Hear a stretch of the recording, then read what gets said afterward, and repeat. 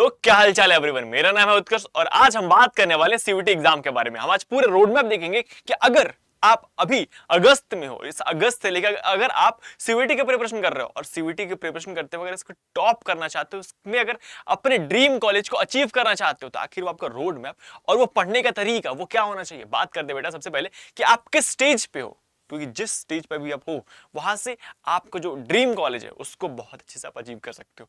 लेकिन अगर आपकी एक चीज की कमी रही, दैट इज योर स्ट्रेटेजी। बिना स्ट्रेटेजी के बेटा कोई भी वॉर जीता नहीं जा सकता। तो सबसे पहले बात करते हैं कि आपको क्या देखना है। सबसे पहले बात करते हैं आपको आपका बुनियाद मजबूत होना चाहिए। बुनियाद मतलब क्या? आपको अपना बेस मजबूत होना चाहिए, क्योंकि जितना मजबूत आपका बेस होगा उतनी ही शानदार उस पर बिल्डिंग बनेगी। यानी अगर आपका सारा फाउंडेशन क्लियर है, फाउंडेशन मतलब क्या? अगर आपने बेटा पूरे पाठ्यक्रम को समाप्त कर रखा है, आपके विषय में जितने भी चैप्टर्स हैं, इन सारे चैप्टर्स को अगर आपने कंप्लीट कर रखा है, तो आपका बेस मजबूत होगा। और जब आपका बेस मजबूत होगा तो आप पूरे एग्जाम को बहुत अच्छे से दे पाओगे। उसके साथ साथ आपका revision plus previous year questions, उसके साथ मॉक टेस्ट प्लस अंतिम तैयारी, और ये कुछ चरण होंगे जिन चरणों में चल के हम अपने एग्जाम को टारगेट करेंगे। बात कर सबसे पहले दैट इज योर, अभी आपका अगस्त चल रहा है, फिर सितंबर आएगा, फिर अक्टूबर आएगा, फिर नवंबर, दिसंबर, जनवरी, फरवरी और मार्च आते आते आपका एग्जाम भी आ जाएगा। तो सबसे पहले बात करते हैं, अगर आपके प्रिपरेशन अभी कुछ नहीं है, अगर आप अभी जीरो पे खड़े हुए हो, क्योंकि जीरो पे खड़ा होना बेटा खराब बात नहीं होती है। अगर आप जीरो पे भी खड़े हो तो इसका मतलब ये है कि आपके लिए अभी पूरा रास्ता खाली है। आप दौड़ सकते हो, भाग सकते हो और भाग के अपने गोल को अचीव कर सकते हो। बात करें सबसे पहले अगस्त की, तो अगस्त में क्या करोगे आप? अगस्त में बात करेंगे सबसे पहले एनसीईआरटी की पूरी मूल अवधारणाओं से शुरुआत करोगे कि एनसीईआरटी का बेस क्या है। उसके साथ साथ विषयवार पाठ्यक्रम समझोगे और रोजाना पढ़ाई की आदत बनाओगे। ये आपको करना अगस्त में। अगस्त में आपको सारी चीजों को कंप्लीट करना है, अपने बेस को क्लियर करना है कि अगर आप कोई भी चैप्टर पढ़ रहे हो तो उस चैप्टर का बेस क्या था, उसका फाउंडेशन क्या था। इन सारी चीजों को आप अगस्त में क्लियर करोगे। और बात करें सितंबर में, तो सितंबर में पहुंचने के बाद आपके पास जितने भी इंपॉर्टेंट टॉपिक्स है, सारे इंपॉर्टेंट टॉपिक्स आप पूरे करोगे। टॉपिक वाइज क्वेश्चंस को सॉल्व करोगे कि किस टॉपिक से कितने मार्क्स के क्वेश्चन आ रहे हैं। क्योंकि बहुत बार कॉम्पिटिटिव एग्जाम में बच्चे इसलिए फेल नहीं होते क्योंकि उनको पढ़ाई नहीं कर रखा होता है।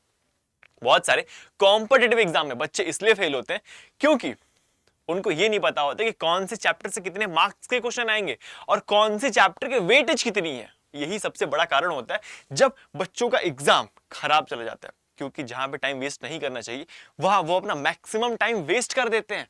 और अब पहुंचेंगे हम अक्टूबर में और देखेंगे अक्टूबर में आपको क्या करना है। सबसे पहली बार आपको पहली बार पूरे पाठ्यक्रम को समाप्त करने का लक्ष्य लेकर चलना है कि अक्टूबर तक आपका पूरा सिलेबस कंप्लीट हो जाए। उसके साथ कमजोर टॉपिक्स को पहचानोगे और पीवाईक्यू के साथ अपनी तैयारी जांचोगे।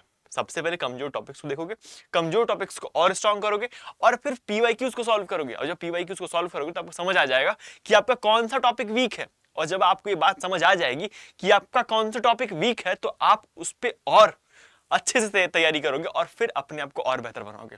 अगस्त के बाद अक्टूबर, फिर सॉरी अगस्त, सितंबर, अक्टूबर के बाद पहुंचते हैं नवंबर पे। और नवंबर में क्या होगा? बचा हुआ पाठ्यक्रम पूरा करोगे। अक्टूबर में अगर आपका गलती से भी कोई चीज बच जाती है तो आप उसको पूरा करोगे, जबकि कोशिश ये करना है कि अक्टूबर में आपका कोई भी चीज शेष ना रह जाए। उसके साथ साथ एनसीईआरटी की दूसरी रीडिंग, एनसीईआरटी को दोबारा रिवाइज करोगे। क्यों? क्योंकि आपके एग्जाम में जो आता है वो एनसीईआरटी ही आती है, एनसीईआरटी से ही सब कुछ आता है। तो आपको एनसीईआरटी को बेस मान के चलना है। हमेशा कहता हूं एनसीईआरटी को घोलो और पी जाओ, क्योंकि वहीं से सारे क्वेश्चंस आने वाले हैं तुम्हारे। बात करते हैं टॉपिक वाइज आपको पीवाईक्यूज करने हो। नवंबर में आके आपको अपने पीवाईक्यूज को टॉपिक वाइज करना है। फिर बात करते हैं दिसंबर की, पूरा पाठ्यक्रम समाप्त करें, महत्वपूर्ण तथ्य और अवधारणाओं को दोहराना है, फिर अध्यावतार टेस्ट देने हैं। यानी हर चैप्टर वाइज आपको टेस्ट देना है। जब आप चैप्टर वाइज टेस्ट दोगे तो आपको यह बात समझ आ जाएगी कि कौन सा चैप्टर वीक है और कौन सा चैप्टर स्ट्रांग है। उसके साथ आपको यह भी बात समझ में आ जाएगा कि कौन से चैप्टर से किस टाइप से क्वेश्चन पूछे जा सकते हैं।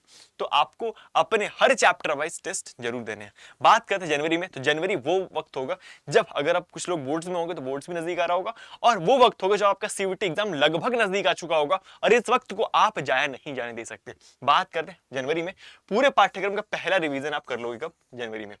पिछले वर्ष के प्रश्न पत्रों को सॉल्व करोगे, कमजोर अध्यायों की अगली सूची बनाओगे।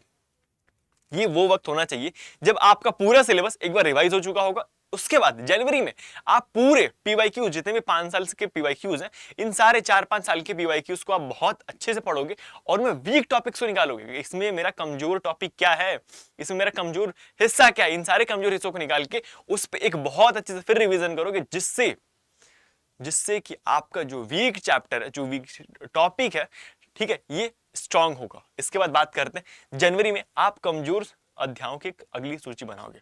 आप ये चीज नोट करके चलोगे कि आपका वीक चैप्टर कौन सा है, और जब आप ये नोट कर लोगे कि आपका वीक चैप्टर क्या है, तो आप उस पर और अच्छे से काम करोगे, और जब आप उस पर और अच्छे से काम करोगे बेटा, तब आप कहीं जाके सीवीटी एग्जाम में बहुत अच्छा परफॉर्म कर रहे होगे। बात करते हैं अगले बारे में।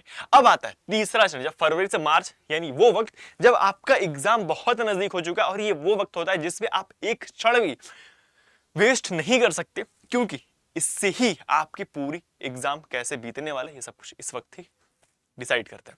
बात कर सबसे पहले आपको पूरे दिन में 2 से 3 घंटे देने रिवीजन के, ये आपका डेली शेड्यूल रहेगा उस वक्त कि 2 से 3 घंटे आपको रिवीजन को देना है, 1 से 2 घंटे आपको पीवाईक्यूज को सॉल्व करने और 1 घंटा टेस्ट देना है। बहुत सारे बच्चे टेस्ट से बचते हैं, उनके दिमाग में ये होता है कि सर मैं टेस्ट उस वक्त दूंगा जब मेरा सिलेबस बहुत अच्छे से कंप्लीट हो जाएगा, और यही बहुत सारे बच्चों का गलत फहमी होती है कि उनको लगता है कि मेरा सिलेबस कंप्लीट हो जाएगा, बहुत अच्छे से पढ़ लूंगा, फिर टेस्ट दे लूंगा। लेकिन ये वक्त कभी नहीं आता है, तुम्हारा सिलेबस बहुत अच्छे से कंप्लीट कभी नहीं होगा, और फिर तुम टेस्ट भी कभी नहीं दोगे, ये बस सोचते रह जाओगे, और अंत में तुम्हारा एग्जाम नजदीक आ जाएगा, फिर तुम कुछ नहीं कर पाओगे। बात करते हैं, आपको टेस्ट रोजाना 1 घंटे जरूर देना है। फिर उसके बाद इन बातों पे आपको बहुत ज्यादा फोकस देना है कि एनसीईआरटी की लाइन बार बार रिवाइज करनी होगी। एनसीईआरटी की लाइन से आपको एग्जाम में फैक्चुअल क्वेश्चंस पूछ लिए जाते हैं। गलतियों की कॉपी आपके पास होनी चाहिए कि आपका कौन सा वीक चैप्टर है और कौन से चैप्टर आपको टफ लगता है। उसके साथ साथ बार बार पूछे जाने वाले टॉपिक्स की भी आपको एक लिस्ट बनानी है। आपको इस चीज का लिस्ट बनाना है कि कौन से टॉपिक्स बार बार पूछे जाते हैं, क्योंकि मैंने आपको पहले ही बताया था कि बहुत सारे बच्चे इसलिए एग्जाम में फेल नहीं होते, बहुत सारे बच्चे एग्जाम में इसलिए फेल नहीं होते क्योंकि उन्होंने पढ़ाई नहीं कर रखी होती है। बहुत सारे बच्चे एग्जाम में इसलिए फेल हो जाते हैं क्योंकि उनको ये नहीं पता होता कि कौन से चैप्टर से कितना पढ़ना है, कौन सा चैप्टर ज्यादा इंपॉर्टेंट है। और जब आपको ये बात क्लियर नहीं होगी कि कौन सा चैप्टर ज्यादा इंपॉर्टेंट है और कौन सा चैप्टर कम इंपॉर्टेंट है, तब आप ये चीज मिस कर दोगे और कम वेटेज वाले चैप्टर पे आप बहुत ज्यादा समय देके अपना समय बर्बाद कर लोगे, और उसके बाद आपका रिजल्ट भी नहीं आ रहा होगा। तो केवल बहुत घंटे पढ़ाई करने से, बहुत मेहनत करने से एग्जाम क्रैक नहीं होता। मैंने शुरुआत में बोला था, आपके पास एक प्रॉपर स्ट्रेटेजी, प्रॉपर गाइडलाइन होना चाहिए कि आपको ये पढ़ाई किस स्ट्रक्चर्ड वे में करनी है, ठीक है, तब कहीं जाके आप किसी कॉम्पिटेटिव एग्जाम को क्रैक कर पाते हो। बात करते हैं कमजोर अध्यायों को बार बार रिवाइज करना है। आपके जितने भी चैप्टर्स हैं वो वीक है, उनको बार बार रिवाइज करते रहना है, ठीक है बेटा। आगे बात करते हैं कि इस वक्त क्या होगा। अप्रैल में आपका सीवीटी एग्जाम होगा, उसके साथ साथ आपको फुल लेंथ मॉक्स लगाने, उसके बाद समय की पाबंदी लगाने। सबसे मोस्ट इंपॉर्टेंट चीज कि आपके एग्जाम में टाइम मैनेजमेंट बहुत इंपॉर्टेंट है, क्योंकि आपके एग्जाम में कुल मिलाकर 50 क्वेश्चन पूछे जाते हैं, और उन 50 क्वेश्चन को सॉल्व करने के लिए कहीं ना कहीं आपके पास बहुत ही समय लिमिटेड होता है। तो आप समय के साथ उन सारे क्वेश्चंस को सॉल्व करने की अपनी एक आदत बनाओगे, उसके साथ साथ एक्यूरेसी बढ़ाओगे। एक्यूरेसी बढ़ाने क्यों इंपॉर्टेंट है, यहाँ पे लिखा हुआ एक्यूरेसी बढ़ाना। आप एक्यूरेसी क्यों बढ़ाओगे, क्योंकि आपके एग्जाम में माइनस मार्किंग होती है। अगर आपने गलती से भी एक क्वेश्चन गलत टिक कर दिया तो आपके मार्क्स कट जाएंगे, बढ़ने के बजाय कट जाएंगे, जीरो भी नहीं होगा, कट जाओगे, ठीक है। तो बहुत इंपॉर्टेंट है कि आप क्वेश्चंस को गलत टिक ना करो, जबकि आपकी एक्यूरेसी बहुत बेटर हो जाए।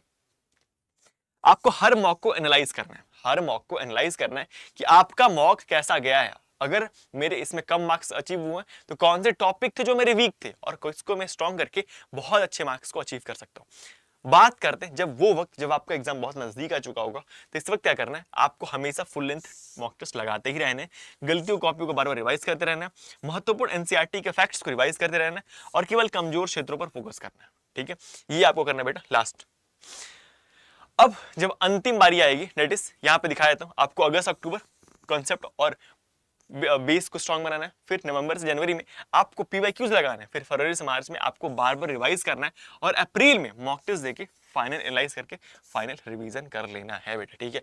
और सबसे बड़ी बात जहां पे लिखा है रोज का फॉर्मूला, आपको डेली पढ़ना है, उसको अभ्यास करना है, फिर दोहराना है, फिर उस चीज का टेस्ट देना है, फिर गलतियों को एनालाइज करना है। गलतियों को एनालाइज करके कहीं ना कहीं आप सीवीटी एग्जाम को क्रैक कर रहे होगे, ठीक है। तो ये रही आपकी पूरी अभी यानी अगस्त से आपके सीवीटी एग्जाम तक की प्रॉपर प्लानिंग। तब तक के लिए ऐसी वीडियोस के लिए चैनल को सब्सक्राइब कर लो, लाइक कर लो, जो भी दिक्कत होगी नीचे कमेंट कर दो कि मिलते हैं अगले वीडियो में। तब तक के लिए पढ़ाई कर दो, ध्यान रखते रहो, द वेरी बेस्ट।